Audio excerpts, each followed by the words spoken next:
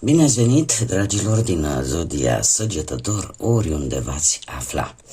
Sunt încântată să fim din nou împreună la o nouă lectură pentru perioada 9-15 februarie. Așa că dacă aveți nu doar soarele, ci și luna, Venus sau poate ascendentul în Zodia Săgetător, această lectură este de asemenea și pentru voi.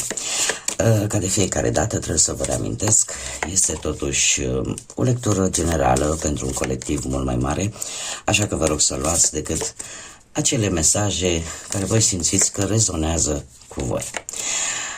Înainte de a începe lectura, vreau să mulțumesc tuturor celor care sunteți deja aici, care mă susțineți și să vă spun că apreciez enorm de mult fiecare comentariu de susținere, fiecare gest de apreciere și fiecare gând bun care vine din partea voastră. Dacă sunteți pentru prima oară aici pe canal și simțiți că mesajele, felul în care eu le prezint în fața voastră, rezonează cu voi și vă aduc claritate, ghidare sau liniște interioară, atunci, dragilor, vă invit cu mare drag să vă abonați și dacă doriți, puteți susține acest canal cu un simplu like. Lucruri care nu costă bani, ține doar de plăcerea voastră și de bunăvoința voastră. Începem această lectură a acestei noi săptămâni de februarie cu runa vikingă Hera. Pentru a vedea energia săptămânii. Se pare că voi sunteți într-o energie de a recolta. De a cumva o stare așa mai pozitivă. De a te bucura practic de ceva ce ori deja s-a realizat, ori se va realiza în această săptămână. Sunteți într-o energie în care răbdarea cumva va da roade și veți vedea rezultate bune. Posibil să primiți chiar sprijin, ajutor în anumite chestiuni legale. Iar asta face ca voi să, cum să spun eu,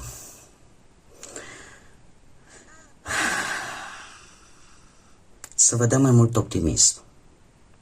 Pentru că vedeți ceva care ajunge într-un final să dea rezultate. De asemenea, este o energie care ne vorbește de protecție la nivel de relație, la nivel de familie, situații care pot reuni sau vă pot reuni, mai bine zis, pe voi alături de cei dragi vouă, de persoanele pe care voi simțiți că sunt alături de voi. Este o energie tare bună. Este o energie tare bună care are ca bază, în primul și în primul rând, onestitatea. Sunteți dornici ca lucrurile să fie făcute cât mai corect, cât mai cinstit, cât mai onest și faptul că ceva se va realiza, asta vă dă și mai multă satisfacție. Așa că nu este o energie rea deloc. Haideți să vedem ce ne spune și tarotul și ce vine pentru dragii mei din Săgetător în săptămâna 9-15 februarie. Ce vine pentru dragii mei din Săgetător în săptămâna 9-15 februarie. Cine știe, poate are legătură și cu 19 februarie ceva. Sau va avea legătura.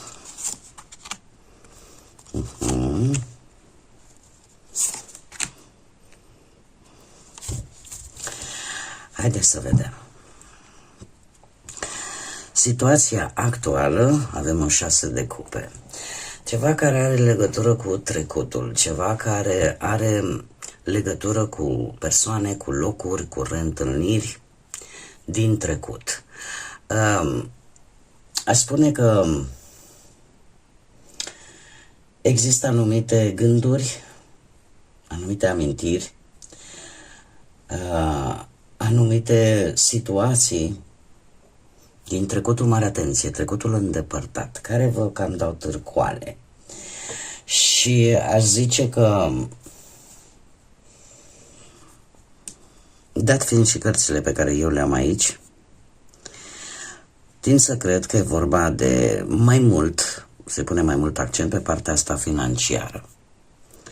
Probabil că situații din trecut la nivel financiar ori vă preocupă sau pe care doriți să le rezolvați, sau, așa cum bine am văzut, ceva începe să dea roade din punctul ăsta de vedere financiar. Pe o activitate, pe un plan, pe un proiect la care voi ați lucrat foarte mult timp. De asemenea, aș mai spune că sunteți mult mai creativi și asta vă poate ajuta chiar și în domeniul ăsta profesional.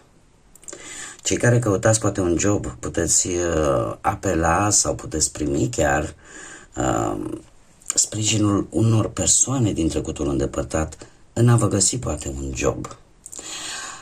Dacă vorbim de partea asta sentimentală, pot reveni situații din trecut, poate foste, cine știe. Cert este că totuși există o gândire. Există o gândire în interiorul vostru care vă face să vă puneți întrebarea de ce s-a întâmplat atunci așa, de ce persoana poate respectivă a ajuns să poarte această titulatură de fostă. Există un pic pe partea asta sentimentală, aș spune că există un picus de nu foarte tare, un pic de nostalgie combinată cu un pic de tulburare, așa, și de semne de întrebare. Ce nu este în favoarea voastră în această săptămână și care ar trebui lăsat în urmă, avem un 4 de spade. Asta îmi spune că este posibil să rezolvați, să aveți mai multe situații de rezolvat, dar încercați să nu le luați toate odată, luați-le pe rând, pentru că alminteri lucrul ăsta vă va epuiza. Deci ce nu este în favoarea voastră în această săptămână, să încercați să rezolvați 1000 de lucruri în același timp. Este nevoie de un pic de organizare, ca să spun așa. Poate că unii dintre voi încercați să forțați un pic mai mult lucrurile, nu este cazul, mai ales pe plan profesional, și alții e posibil, nu știu, să simțiți că sunteți un pic blocați din punct de vedere financiar, dar lucrurile astea, așa per total, vă pot da bătăi de cap. Vă pot da bătăi de cap și nu este momentul în care să vă epuizați încercând să rezolvați mai multe lucruri odată. Luați-le pe rând și încet, încet. Ele vor intra fiecare în matca lor. Acum, ce este favorabil pentru voi, dragilor, este un cavaler de monede, exact ce vă spuneam. Fiți mai molcomi, ca să zic așa. Fiți mai meticuloși. Încercați cu răbdare și cu un bun comportament, cu responsabilitate, să faceți lucrurile, pentru că asta vă va ajuta foarte mult. Cred că dacă ar fi să trag o concluzie foarte scurtă, așa, din cărțile pe care eu le văd aici, este săptămâna răbdării la voi. Este săptămâna în care lucrurile trebuie luate una câte una. Nu vă angrenați în mai multe situații, nu încercați să rezolvați mai multe situații dintr-o dată, pentru că lucrul ăsta vă poate epuiza în primul și în primul rând, atât la nivel fizic, cât posibil și la nivel mental. Acest cavaler de monede, poziționat pe partea favorabilă acestei săptămâni, îmi vorbește despre situații care vă cer responsabilitate, situații care cer să vă țineți de cuvânt, să onorați anumite compromisuri și probabil, mai ales pentru cei care aveți poate și un ascendent în zodii de pământ, Taur, Fecioară sau poate Capricorn, cu atât mai mult pentru voi, să încercați totuși nu neapărat să lăsați de la voi, ci pur și simplu să acceptați și alte păreri, să luați în calcul și alte păreri, alte opinii. De asemenea, poate că, nu știu, pe partea profesională aș spune că nu este momentul oportun, să zicem așa, să vă gândiți la o schimbare de job. Mai așteptați un pic, nu vă grăbiți. Mai aveți un pic de răbdare. Ca și bănuți, aș spune că e o săptămână în care există posibilitatea să vă vină bănuți, poate nu cantități foarte mari, dar să vină cumva din mai multe locuri. Partea asta amoroasă, ce este favorabil pentru voi, faptul că în relația, pentru cei care sunteți deja într-o relație, există, sau ar trebui totuși să existe, și eu zic că va exista, acel lucru în comun, fiecare să-și aducă aportul cu ceva, fiecare să încerce să facă în așa fel, să dea tot ce e mai bun, în așa fel încât relația să înceapă să funcționeze, dacă există totuși probleme în sânul relației. Cei care sunteți singurei pe partea asta sentimentală, se pare că veți schimba forma de a face lucrurile. Veți schimba poate locul, veți schimba poate modalitatea în care vreți să găsiți dragostea, să găsiți iubirea, să vină în viața voastră.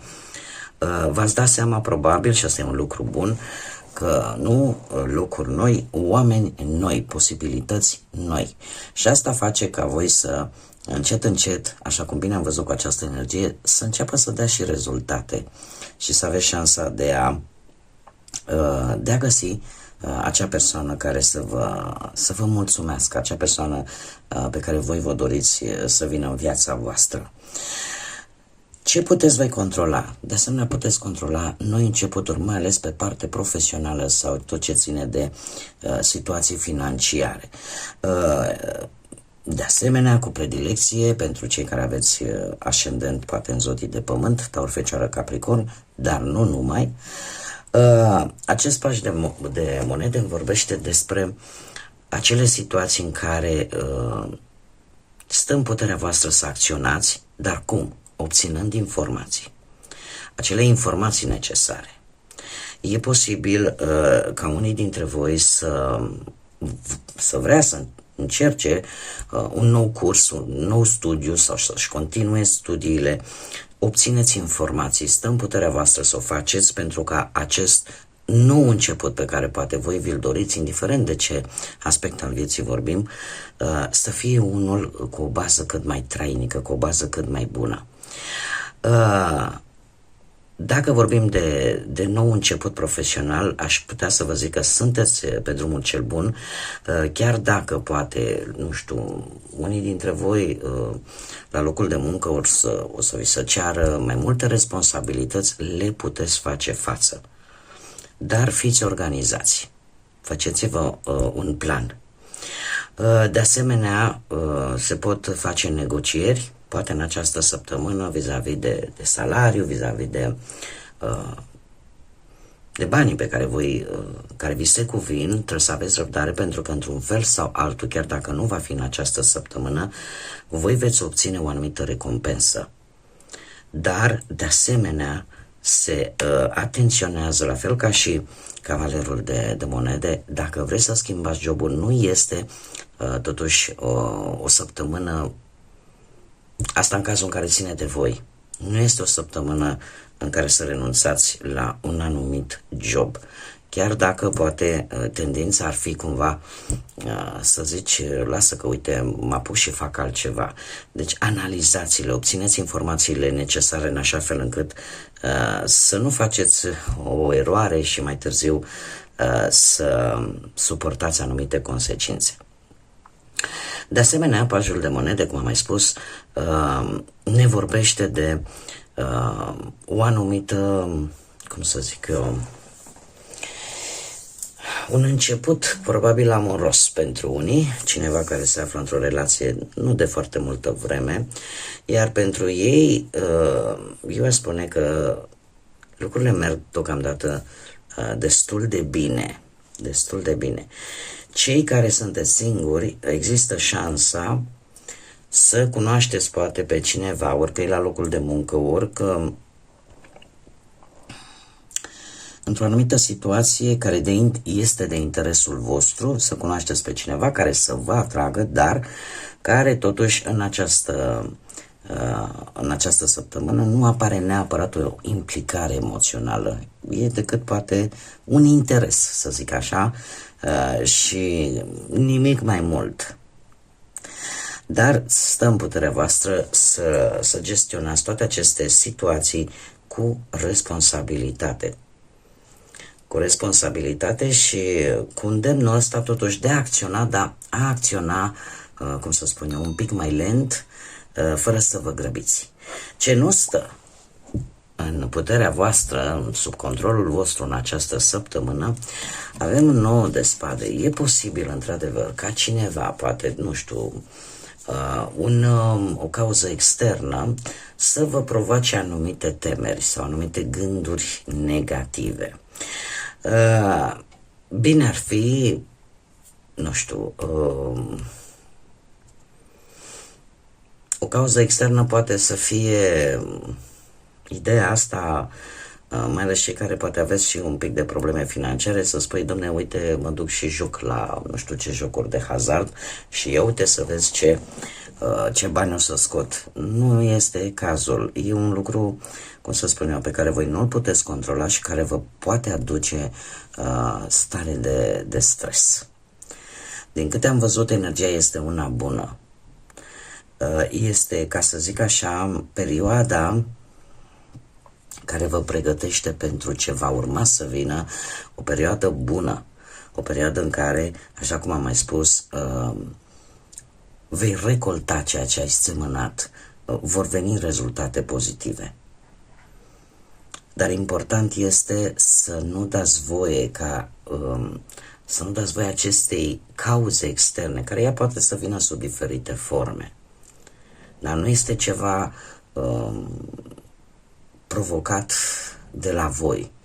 Este pur și simplu ceva din exterior care vă va provoca anumite temeri, anumite frici, da? Anumite stări de nesomn. Voi trebuie să înțelegeți că chiar dacă mai trebuie să aveți puțin tică răbdare, cum zicea Ile Caragiale,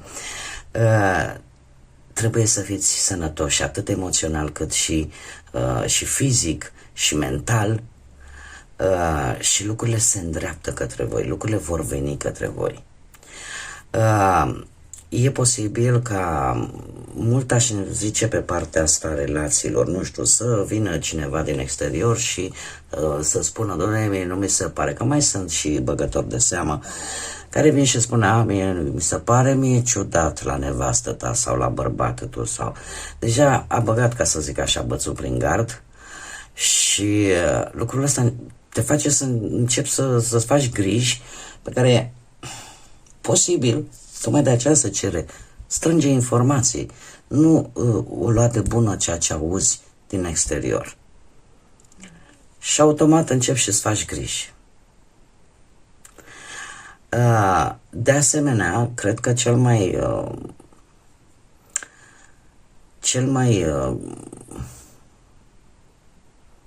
nu știu dacă e neapărat bun lucru, dar este o avertizare care trebuie luată în considerare pentru cei singuri. Vedem foarte bine aici că există șansa cunoașterii unei noi energii.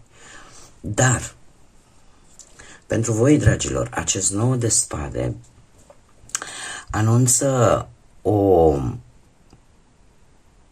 o lipsă de încredere în persoane recent cunoscute. În sensul că vedem că nu există implicare emoțională, dar în același timp un factor extern te face aș putea să am încredere, n-aș putea. Știi cum e cu încrederea? Încrederea se câștigă. Da? Ea nu vine din fabrică, nu, ea trebuie într-un fel sau altul câștigată, demonstrată. Așa că e posibil cei singuri, tocmai pentru că nu există o încredere câștigată în persoanele recente, să vă dea mici stări de nesomn, mici gânduri așa mai negative. Dar nu e ceva ce nu se poate rezolva. Și din câte văd eu aici,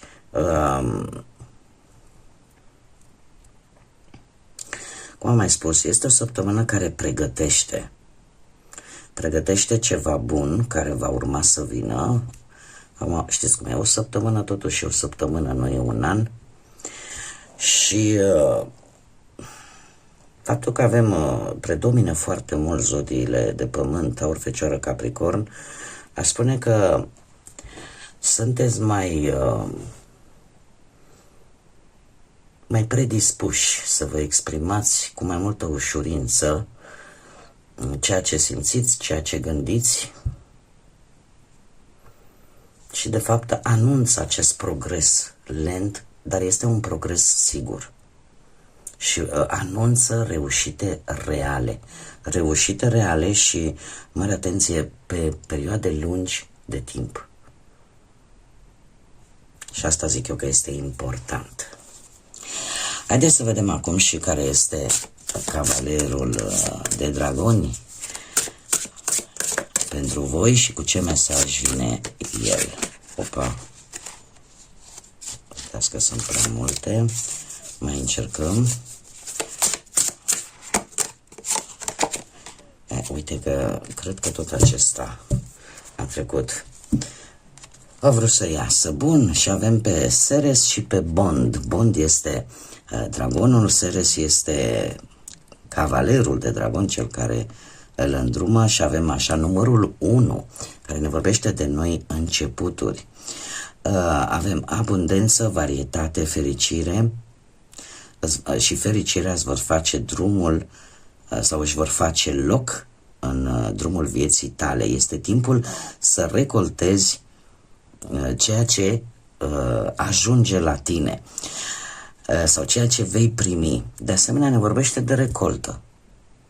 De asemenea ne vorbește de o abundență care poate veni sub o multitudine de forme în viața voastră și care vă vor schimba perspectiva într-una foarte pozitivă, ceea ce nu este rău deloc. Nu este rău deloc și trebuie să vă spun că și cifra 1 este guvernată de către soare. Deci cu atât mai mult. Eu aș spune că aceste noi începuturi vin cu potențial mare.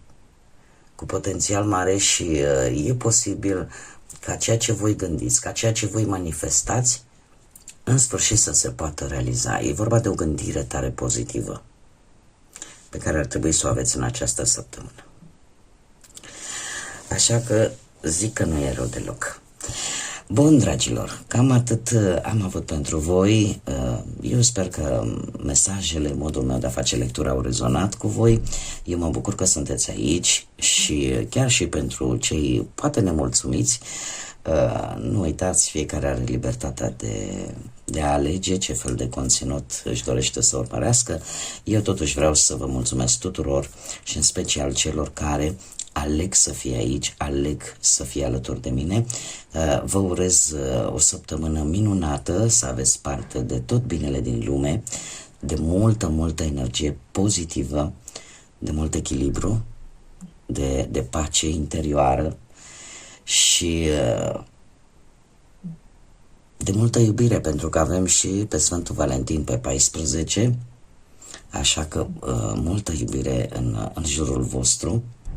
Și desigur, nu uitați, dragilor, zburați înalt, suflete frumoase.